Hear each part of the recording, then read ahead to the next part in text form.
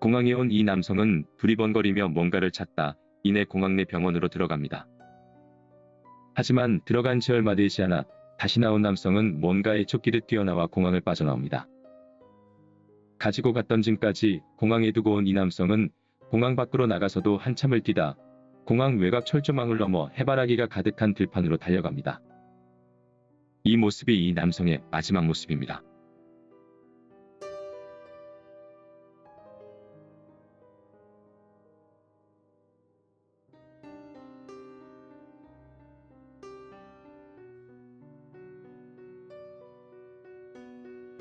(28) 살의 독일인 청년 라스미탱크는 4명의 친구들과 함께 불가리아 바르나로 여행을 갑니다.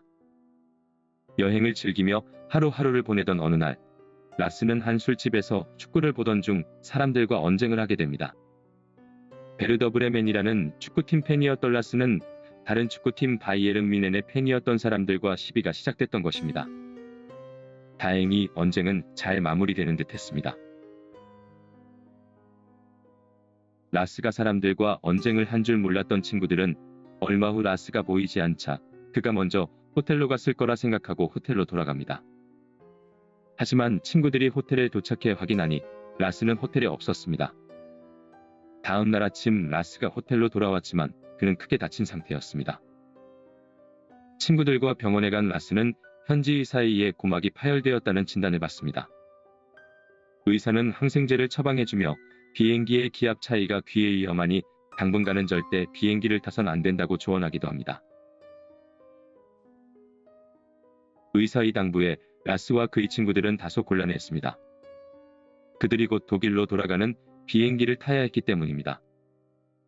라스가 걱정된 친구들은 불가리아에 함께 남아있어 주겠다고 했지만 라스는 괜찮다며 친구들을 먼저 보냅니다. 그리고는 병원 근처의 값싼 호스텔에 숙박 예약을 합니다. 새로운 숙소에 도착한 그는 그곳에서 뭔가 불안감을 느낍니다. 그도 그럴 것이 그가 새로 예약한 숙소는 우범지대로 손꼽히는 악명 높은 동네에 있었기 때문입니다.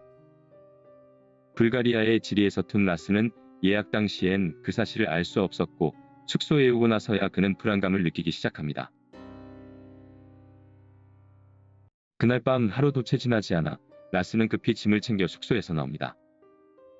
뭔가를 몹시 두려워하며 심한 불안감을 느끼던 그는 독일에 있는 부모님에게 전화해 속삭이는 목소리로 자신이 4명의 남자들에게 쫓기고 있다고 말하며 자신의 신용카드를 정지시켜달라고 부탁합니다. 그는 또한 CFC500이 무엇인지 묻는 내용의 문자를 어머니에게 보냈는데 후에 CFC500은 항생제의 일종으로 밝혀집니다.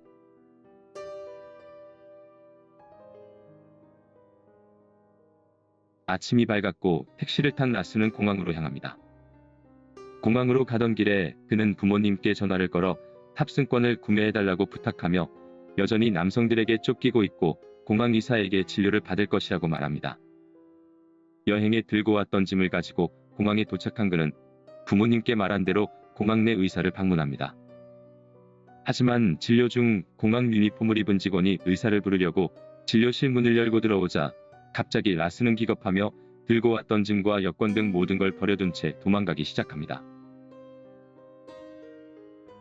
공항 진료실에서 뛰어나온 라스는 계속 달려 공항을 빠져나옵니다. 그는 멈추지 않고 공항 외곽의 철조망까지 뛰어넘어 들판을 향해 달려갑니다. 그 들판에는 해바라기만 가득합니다. 그는 계속 달려 들판을 넘어 숲 쪽으로 향합니다. 그리고 그것이 사람들에게 목격된 라스미탱크의 마지막 모습입니다. 그의 실종 후 라스의 부모님은 아들을 찾기 위해 여러 언론 매체에 나와 도움을 호소합니다. 그뿐만 아니라 사설 탐정을 고용하여 어떤 단서라도 찾기 위해 노력했지만 어떤 행적도 찾지 못합니다.